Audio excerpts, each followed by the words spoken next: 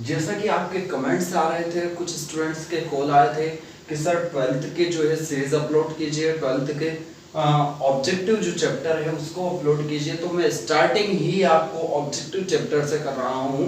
तो objective chapter है आपका कौन सा, general principles of and process of isolation of elements. जो एलिमेंट्स होते हैं ये आपकी जो है क्लास 12th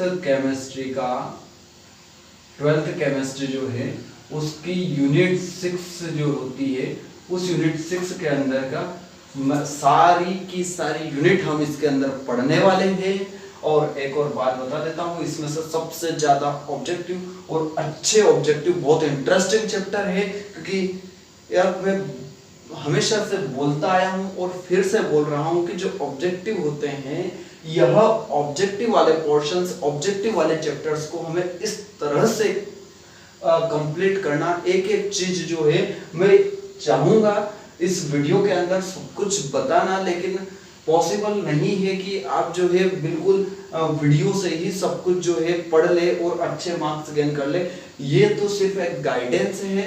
आप जो है एनसीईआरटी बुक ले, एनसीईआरटी बुक से क्या करें, पढ़े अच्छे से। मैं सिर्फ आपको गाइड कर रहा हूँ। जब पूरा का पूरा सिलेबस है, पूरी की पूरी एक एक लाइन टू लाइन में आपको नहीं पढ़ा सकता इन वीडियोस के अंदर। तो आप क्या करें, सबसे पहले अपने को देखना है कि इस जो जनरल प्रिंसिपल और प्रोसेस होती है आइसोलेशन की, ये क्या है। तो ध्यान से देखिए, इसमें हम पढ़ेंगे मिनरल्स। किसके बारे में पढ़ेंगे, मिनरल्स के बारे में पढ़ेंगे हम। इसमें पढ़ेंगे ओर्स के बारे में। उसके बाद आती है गैंग। इन दोनों के बीच की जो है एक अवस्था होती है गैंग, जिसके बारे में हम पढ़ेंगे। इसको मैट्रिक्स भी बोलते हैं। अगली चीज आती है आपकी और, एग्जाम्पल ऑफ और। कई सारे अगर देखा जाए तो ऑब्जेक्टिव इसके अंदर से आए हुए हैं, तो ये जो है जरूर हमको पढ़ना पड़ेगा।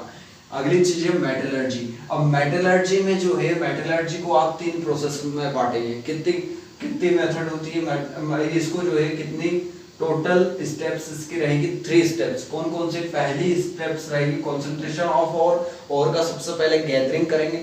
और को जो है, और क्या होता है इसको भी हम पढ़ेंगे, लेकिन फिलहाल तो आप ये देखिए कि और को जो है किस तरह से कंसंट्रेट किया जाता है। उसके बाद जो है आइसोलेट। अब इस और से जो है मेटल को निकाला जाता है, और उस और से जो है मेटल को निकाल लेते हैं, और मेटल निकालने के बाद कैसे प्यूरिफाई करते हैं। इन तीनों ही स्टेप्स के अंदर जो है आपका चैप्टर फिनिश होता है। और यही इस चैप्टर के अंदर बहुत रोचक इंटरेस्टिंग चैप्टर है। आप बने रहिए मेरे साथ। अगली चीज है आपका कंसंट्रेशन ऑफ और में ध्यान से देखिए। कंसंट्रेशन ऑफ और की 4 प्रोसेसेस है।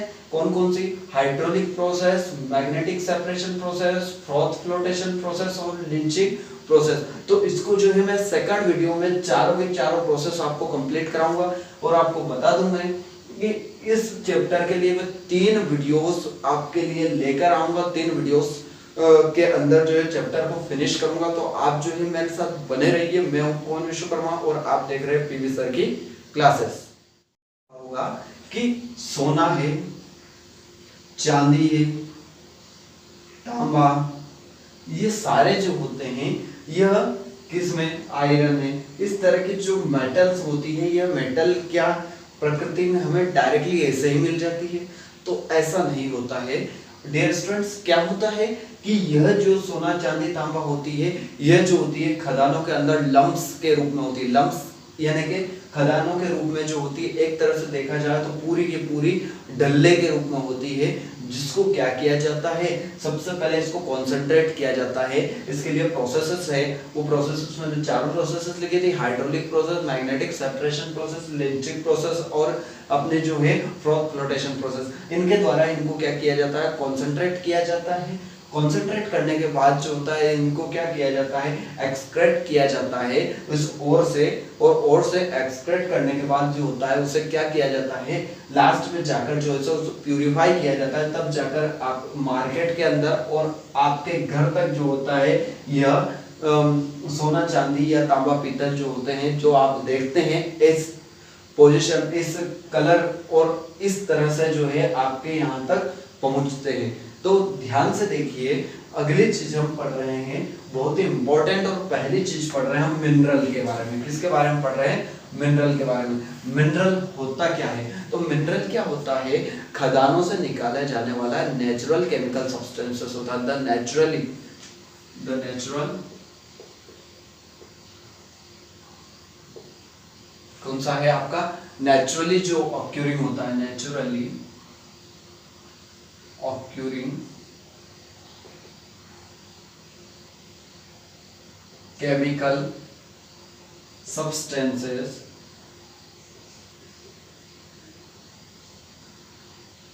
ऐसे केमिकल सब्सटेंसेस जो कि नेचुरली ऑक्यूरिंग हो, यानी प्राकृतिक रूप से ऑक्यूरिंग हो। कहां से?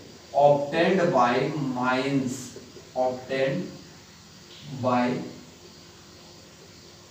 Mines, minings, obtained by minings, है ना, मतलब कि खदानों से। माइनिंग से मतलब क्या होता है आपका? खदानों से। जो खदानों से आपको नेचुरली या केमिकली जो होता है, केमिकल सब्सटेंस जो है वो मिलते हैं, उन्हें क्या बोलते हो आप? मिनरल बोलते हो। क्या बोलते हो? मिनरल। तो मिनरल क्या है? The naturally occurring chemical substance, naturally आपको मिलने वाले केमिकल सब्सटेंस है जो कि कहां से ऑब्टेन्ड होते हैं, कहां से प्राप्त होते हैं? माइनिंग यानी कि खदानों से प्राप्त होते हैं। उसे आप क्या बोलते हैं? मिनरल्स बोलते हैं। क्या बोलते हैं? मिनरल्स बोलते हैं। अगली चीज आती है कि कोई सा भी मिनरल हो तो सभी, जैसे लोहा है, तांबा है, पीतल है ना, इन सभी के अलग अलग मिनरल्स होते हैं। तो कोई सा भी मिनरल होता है उससे धातु निकाल ली जाती है क्या? तो नहीं, ऐसा जरूरी नहीं है। For example bauxite, sorry aluminium, aluminium के दो मिनरल्स होते हैं। पहला इसका मिनरल है बॉक्साइट, बॉक्साइट, और दूसरा मिनरल होता है इसका, एक तो बॉक्साइट हो गया आपका, दूसरा एक क्ले फॉर्म में होता है। किस फॉर्म में होता है? क्ले फॉर्म में। बॉक्साइट का सूत्र क्या होता है अपना? Al2O3.2H2O। इसी तरह से इस क्ले का फॉर्मूला क्या होता है? Al2O3.2SiO2.2H2O। ये आपका क्ले का फॉर्मूला होता है। तो इन दोनों ही फॉर्म में देखिए आसानी से, कन्वेंटली और प्रॉफिटेबली, इन दोनों में से किसमें से आपको एल्यूमिनियम मिल जाएगा? बड़ी आसानी से आपको एल्यूमिनियम मिल जाएगा। तो आपको बॉक्साइट से इसकी तुलना में जल्दी एल्यूमिनियम मिल जाएगा। तो जो मिल जाता है बॉक्साइट जो है, उस बॉक्साइट से एल्यूमिनियम आपको मिल जाता है। ये कैसा है? प्रॉफिटेबली मिलता है। कैसे मिलता है आपको? प्रॉफिटेबली मिलता है, साथ ही साथ जो है कन्वेंटली भी मिलता है, मतलब आसानी से मिल जाता है और लाभ भी आपको पहुंचाता है। कि आपकी अगर कोई बड़ी शॉप है या फिर बड़ी जो है मिल है, उसके अंदर एल्यूमिनियम आपको जो है फॉर्म करना है, एल्यूमिनियम जो है उसको लगाना है, लाना है, तो एल्यूमिनियम के लिए आप जो है एक ऐसा वे ढूंढोगे, प्रॉफिटेबल वे ढूंढोगे। तो वह प्रॉफिटेबल वे जो होता है, उस प्रॉफिटेबल वे को ही आप क्या बोलते हो? और बोलते हो। क्या बोलते हो? और बोलते हो। तो और की डेफिनेशन क्या बनती है मैं बता देता हूं आपको। और की डेफिनेशन ध्यान से देखिए, और की डेफिनेशन, और आप नोट डाउन भी करते रहिएगा इसको। और की डेफिनेशन क्या बनती है आपको कि ऐसा केमिकल सब्सटेंसेस, तो क्या बनती है? द मिनरल, ये क्या है? एक मिनरल ही है। तो the mineral from which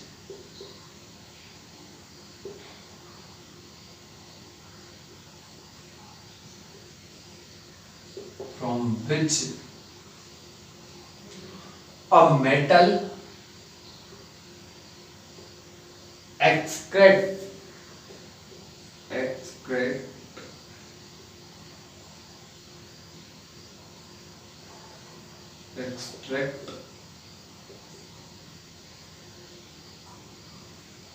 profitably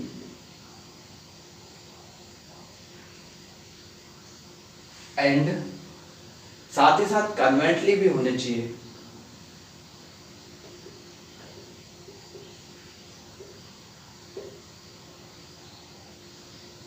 कन्वेंटली, है एक बार स्पेलिंग इसकी देख लेना आप, CONVE आता है शायद,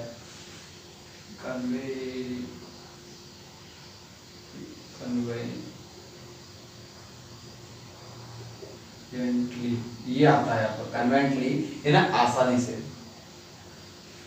तो द मिनरल यानी कि ऐसा मिनरल फ्रॉम विच, जो कि अब मेटल एक्सट्रैक्ट, जिससे मेटल को एक्सट्रैक्ट किया जाता है प्रॉफिटेबली एंड कन्वेंटली वे, तो उसे आप क्या बोलते हो, इज कॉल्ड, उसे आप क्या बोलते हो, और बोलते हो, इसे हिंदी में अयस्क बोलते हैं। क्या बोलते हैं, अयस्क बोलते हो। और ये जो है आपका मिनरल, इसको आप बोलते हो खनिज। क्या बोलते हो, खनिज बोलते हो। तो इस तरह से अगली यही चीज इन दोनों के बीच की चीज मैं बता देता हूं भाई। अब जो खदानों से जो और निकला हुआ है, उस और के अंदर भी खदानों से क्या निकला हुआ है, अपने को खदानों से मिनरल निकला हुआ है। अब जो मिनरल होता है वह मिनरल क्या करता है, वही मिनरल जो होता है वो और फॉर्म करता है, और आप उसको मानोगे जिससे आसानी से और कन्वेंटली जो है आप क्या निकाल सको, मेटल निकाल सको, वो आपका और है। अब उस और के अंदर जो होता है बिल्कुल प्योर और नहीं होता है, वो उस और के अंदर किसी न किसी तरह की जो है इम्प्योरिटीज जरूर रहती है, उसमें सैंड होती है, क्ले होती है, मतलब अर्थ क्रस्ट से निकाल रहे हो। किससे निकाल रहे हो, अर्थ क्रस्ट निकाल रहे हो।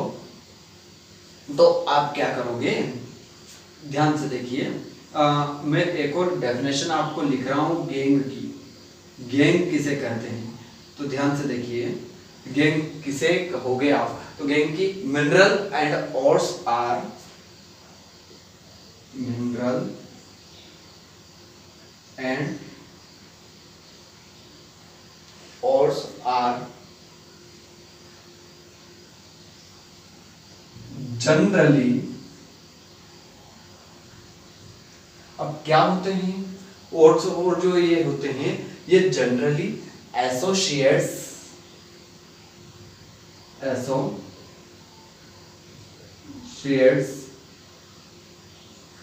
किस किस चीज में होते हैं, एसोसिएट्स कैसे होते हैं, किस फॉर्म में होते हैं, विथ एसोसिएट विथ मेनी अर्थी and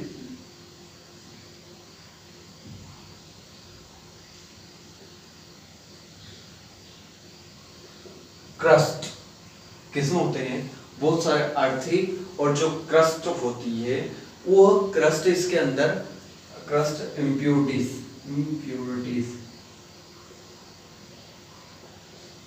is called matrix, matrix भी बोलते हैं इसको, और गैंग भी बोलते हैं, मैट्रिक्स भी बोलते हैं, गैंग भी बोलते हैं। इस चीज को याद रखिएगा, मैंने एक ही लिख दिया है ना। तो यह जो मिनरल्स होती है, यह मिनरल्स या ऑर्स जो होते हैं जनरली इसके अंदर एसोसिएट होते हैं, एसोसिएटेड, क्या क्या एसोसिएट होते हैं, विथ मेनी अर्थी एंड क्रस्ट इम्प्योरिटीज, बहुत सारी जो है अर्थी और क्रस्ट की जो इम्प्योरिटीज होती है, वो इम्प्योरिटीज इसके अंदर रहती है, जिसे आप क्या बोलते हो, गैंग बोलते हो, या फिर गैंग के अलावा एक और इसको क्या बोलते हो, मैट्रिक्स बोलते हो। एक चीज नोट कीजिएगा, क्या चीज नोट करनी है, वो नोट करने वाली चीजें मैं बता रहा हूं, क्या चीज नोट करनी है आपको। देखिए नोट लगाइएगा, हिंदी में लिखा हूं, लिख लीजिएगा। प्रत्येक, आप लिख लीजिएगा, मैं लिख नहीं रहा हूं। प्रत्येक जो होती है और वह मिनरल होती है, प्रत्येक और यानी कि अयस्क क्या होता है, मिनरल होता है, परंतु इस चीज को याद रखिएगा, बहुत इंपॉर्टेंट है, ऑब्जेक्टिव में आने लायक चीज है। परंतु प्रत्येक मिनरल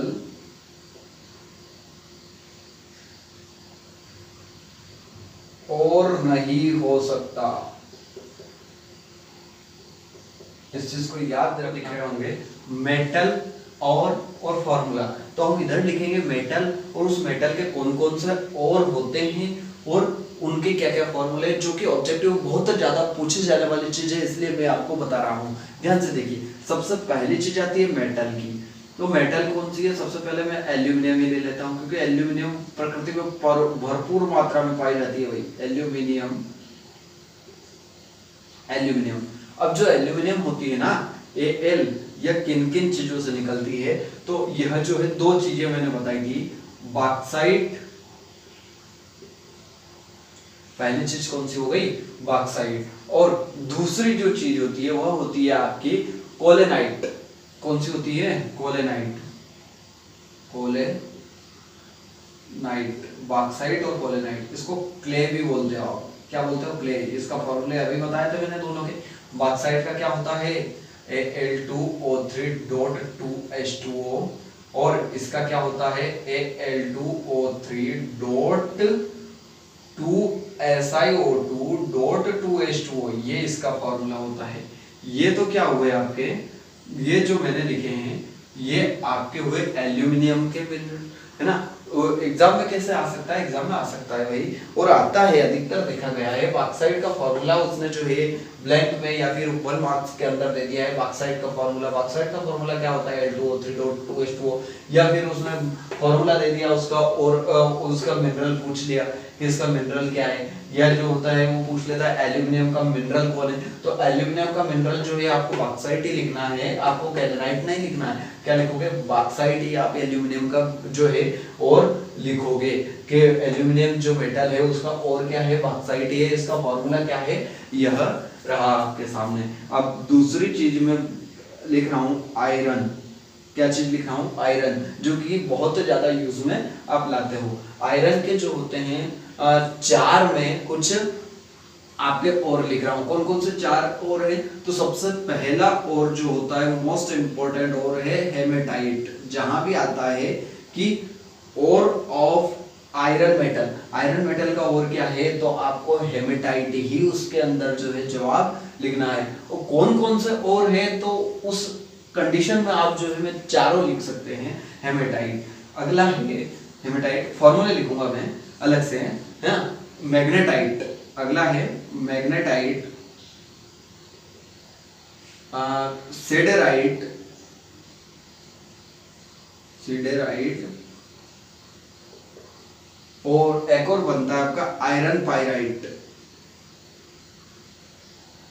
पाइराइट, इस तरह से ये 4 आपके और होते हैं। चारों के फॉर्मूले याद कैसे रखें? तो हेमेटाइट का आप याद रखिए, वैसे भी कई जगह पढ़ा होगा आपने Fe2O3.H2O.H2O, तो वह जो है आपका क्या है? वह आपका आयरन है, यही तो है, हेमेटाइट ही तो है, आपकी जंगी तो है। तो Fe2O3। अगर मैग्नेटाइट का फॉर्मूला लिखना है तो क्या करोगे? Fe, ये 2 थे, इसको क्या कर दोगे? Fe को कितना कर दोगे? 3, और जैसे ही आपने इधर 3 किया तो इसमें भी 1 बढ़ा, तो इसको ऑक्सीजन को कितना कर दोगे? 4 कर दोगे। इसी तरह से सिडेराइट का फॉर्मूला, तो सिडेराइट का फॉर्मूला होता है आपका FeCO3। क्या होता है? FeCO3 आपका सिडेराइट का फॉर्मूला होता है। अगले चीज आती है आपकी आयरन पाइराइट की। आयरन पाइराइट का आपका फॉर्मूला होता है FeS2। क्या होता है? FeS2 आपका आयरन पाइराइट का फॉर्मूला होता है। तो इस तरह से वो पूछ सकता है भाई कि मैग्नेटाइट का फॉर्मूला, सिडेराइट का फॉर्मूला, या फिर ये जो होता है सिडेराइट, या किसका और सॉरी ये किसका और है? तो आयरन मेटल का और है भाई। आयरन पाइराइट किसका और है? तो कि यह इसका। तो आप इस चीज का क्या करें? स्क्रीनशॉट्स डायरेक्टली आपको ये डायरेक्टली टेबल बना दी है। कॉपर, कॉपर का और जो है कौन कौन से? एक कॉपर पाइराइट है, मेलेकाइट है, नाम नोट कर लीजिएगा, कॉपर पाइराइट, मेलेकाइट, उसके बाद क्यूप्राइट और कॉपर ग्लांस। क्या है? कॉपर पाइराइट, मेलेकाइट, क्यूप्राइट और कॉपर ग्लांस। ध्यान से देखिए, कॉपर पाइराइट का जो फॉर्मूला होता है वो होता है आपका Cu। कॉपर है इसलिए क्या रहेगा आपका? यह Cu FeS2, Cu FeS2, यह इसका फॉर्मूला रहेगा आपका। अगली चीज है आपकी मेलेकाइट। तो ध्यान से देखिए, CuCO3 डॉट वापस से CuOH का होल ट्वाइस, याद रहेगा? CuCO3 डॉट CuOH का होल ट्वाइस ये फॉर्मूले याद रखने पड़ेंगे, ऑब्जेक्टिव में आएंगे, तो इस चीज को याद रखिएगा। एक बार फिर बोल देता हूँ, एनसीईआरटी जरूर पढ़ें। आप वीडियो जो है, वीडियो आपको गाइड कर रहा है, जबकि आपको एनसीईआरटी पढ़ना बहुत जरूरी है। अगली चीज है आपकी क्यूप्राइड। किसकी बात हो रही है? क्यूप्राइड की। तो क्यूप्राइड का फॉर्मूला होता है आपका Cu2O, क्यूप्राइड Cu2O, और कॉपर ग्लांस Cu2S, ये आपके फॉर्मूले होते हैं जिन्हें आपको याद रखने होंगे। अगली आती है आपकी जिंक मेटल, और जिंक मेटल के और कौन कौन से हैं? तो जिंक ब्लेंडी, इसका एक और नाम देख लीजिए, कभी एग्जाम के अंदर ये नाम आ जाए आपका, कौन सा? स्फेलेराइट अगर आ जाता है तो आपको ये जो है ये नाम याद रखना बहुत जरूरी है। अगला है कैलेमाइन, सबसे ज्यादा आने पूछने वाली चीज है जिंकाइट और कैलेमाइन, है ना, काफी जगह सुनने को मिलेगा आपको। तो जिंक ब्लेंडी जो होता है, इसका फॉर्मूला होता है ZNS। क्या होता है? ZNS। कैलेमाइन का फॉर्मूला कई बार जो है, कैलेमाइन का फॉर्मूला पूछने को आया है ZnCO3। क्या होता है आपका? कैलेमाइन का फॉर्मूला होता है ZnCO3। और जिंकाइड जो होता है यह ZnO। फिजिकल केमिस्ट्री में भी इसका जो है काफी आपको मिलेगा। तो ये वाली जो चीजें हैं इसको भी आप क्या कर ले, स्क्रीनशॉट जरूर ले लें। अगली चीज आपकी आती है मेटलर्जी। क्या आती है? मेटलर्जी। मेटलर्जी, या इसे आप हिंदी में बोले तो धातु कर्म। तो धातु कर्म या मेटलर्जी, आपको बता दूं हमारे जो भारतवर्ष में जो है सबसे पहले मतलब धातु कर्म या मेटलर्जी का काम जो होता है बहुत ही अच्छे से, बहुत शानदार तरीके से जो है किया जाता है।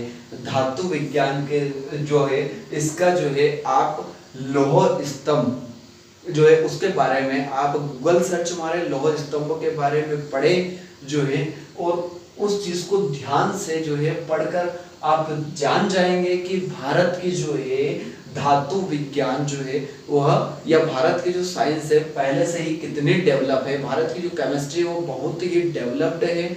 और यह चीज जो है आप अगर इन चीजों को पढ़ेंगे तो बहुत ही इंटरेस्ट क्रिएट होता जाएगा केमिस्ट्री के अंदर। तो मैं अभी आपको मेटलर्जी के बारे में बता रहा हूं। तो मेटलर्जी या धातु कर्म क्या होता है? तो मेटल को एक्सट्रैक्ट करने का या मेटल को जो है निष्कर्षित करने का जो है एक साइंटिफिकली या टेक्निकली जो प्रोसेस होती है, उस प्रोसेस को ही आप क्या बोलते हैं? मेटलर्जी। छोटी सी डेफिनेशन है, एक सिंपल से वे में समझें तो जो मेटल को ओर से निकालने की जो प्रोसेस होती है वह प्रोसेस ही टेक्निकल और साइंटिफिक जो प्रोसेस होती है या एंशिएंट जो प्रोसेस होती है, एंटायर जो प्रोसेस होती है, वह एंटायर प्रोसेस ही क्या कहलाती है? मेटलर्जी कहलाती है। तो मैं लिख रहा हूं, इधर लिख देता हूं, द एंटायर मतलब प्रारंभिक आपकी, द एंटायर साइंटिफिक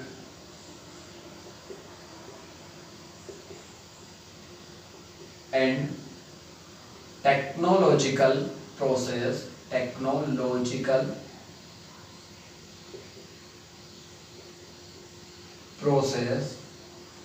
क्या लिख रहा है वो? प्रारंभिक साइंटिफिक और टेक्नोलॉजिकल प्रोसेस जो होती है, technological process used for extracting the isolation of, used for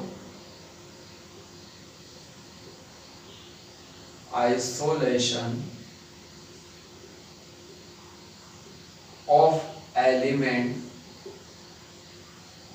of metal by ore is known as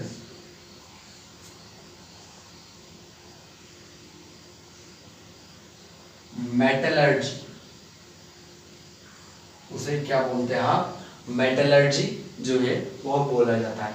metallurgy जो प्रोसेस होती है यह टोटल कितनी स्टेप्स में कंप्लीट होती है? तो मेटलर्जी प्रोसेस जो होती है मुख्यतः जनरली जो है 3 स्टेप्स में कंप्लीट होती है। मैं तीनों स्टेप्स लिख रहा हूं। पहला है कंसंट्रेशन स्टेप्स,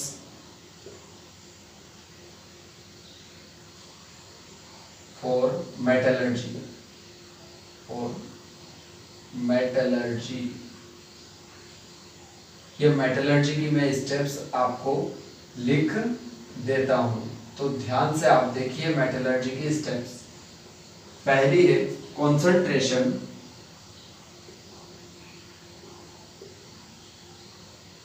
ऑफ ओर। सबसे पहले ओर का कंसंट्रेशन करेंगे, फिर क्या करेंगे, ओर का मतलब कि अयस्क का आप क्या करोगे, सांद्रण करोगे। अयस्क का सांद्रण करोगे मतलब आप जो है अयस्क को क्या करोगे, सांद्रित करोगे, अयस्क को इकट्ठा करोगे। दूसरी चीज है, अब अयस्क आपके पास इकट्ठा हो गया, अब इस सांद्रित अयस्क को जो है आप क्या करोगे, ये कंसंट्रेट जो ओर है इसको मेटल एक्स, तो क्या करोगे, एक्सट्रैक्शन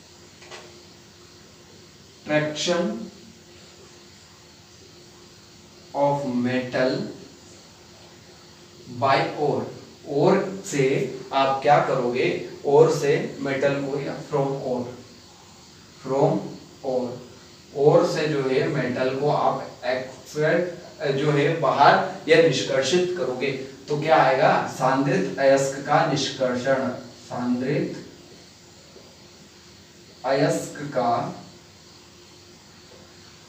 निष्कर्षण, यह आपकी दूसरी स्टेप हो गई है।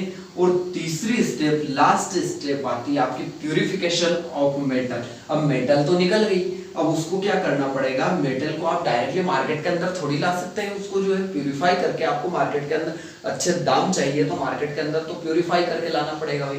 प्यूरिफिकेशन ऑफ मेटल यानी कि जो आपकी धातु है उस धातु का अब क्या करोगे, धातु जो है उस धातु का शुद्धिकरण आप करोगे। क्या करोगे, उस धातु का शुद्धिकरण आप करोगे। तो इस तरह से आपकी जो होती है यह तीन, concentration of ore, expression of metals और प्यूरिफिकेशन ऑफ मेटल, इन तीन स्टेप्स से आपकी जो है मेटलर्जी या फिर आपके जनरल प्रिंसिपल वाली यूनिट खत्म, और प्रोसेस आइसोलेशन ऑफ एलिमेंट्स की जो होती है पूरी यूनिट खत्म हो जाती है। तो इनको हम एक एक करके पढ़ेंगे। मैंने पहले ही बोला है हम जो इसको 3 लेक्चर्स के अंदर पढ़ेंगे, 3 वीडियोस के अंदर पढ़ेंगे। तो अगले जो वीडियो आएगा वो अगला वीडियो आपका रहेगा कंसंट्रेशन ऑफ ओर का कंसंट्रेशन जो होता है 4 प्रोसेस होती है। कौन कौन से 4 प्रोसेस होती है, पहली हाइड्रोलिक प्रोसेस, लिख लीजिएगा आप। 4 जो है प्रोसेस हम अगले वीडियो के अंदर पढ़ने वाले हैं। हाइड्रोलिक प्रोसेस है, दूसरी है magnetic separation process, fourth flotation process तीसरी रहेगी, और चौथी रहेगी लिंचिंग प्रोसेस। तो इस तरह से चारों प्रोसेस हम पढ़ेंगे। और लास्ट जो वीडियो रहेगा उस लास्ट वीडियो में एक्सप्रेशन ऑफ मेटल फ्रॉम ओर और प्यूरिफिकेशन ऑफ मेटल पढ़ेंगे। तो मैं यकीन मानिए आपको जो है इस चैप्टर के अंदर किसी तरह की दुविधा नहीं रहेगी। आप एक एक वीडियो को देखते रहिए। और हाँ, यदि आप चैनल पर नए हैं तो चैनल को सब्सक्राइब करके बेल आइकन जरूर दबा दें ताकि हमारे आने वाली लेटेस्ट वीडियो सबसे पहले मिले आपको। और तब तक के लिए आप क्या करते रहे, एनसीईआरटी बुक वीडियो को देखते रहे और एनसीईआरटी बुक भी पढ़े। जरूरी है, एनसीईआरटी बुक को पढ़ना भी बहुत ही जरूरी है क्योंकि ऑब्जेक्टिव चैप्टर है, इसलिए आपको एनसीईआरटी भी मैं रिकमेंडेड करता हूँ। अगली चीजें कि इन चीजों का आप क्या कर लें, स्क्रीनशॉट ले लें और साथ ही साथ आप अपना और अपने परिवार का बहुत सारा ख्याल रखें।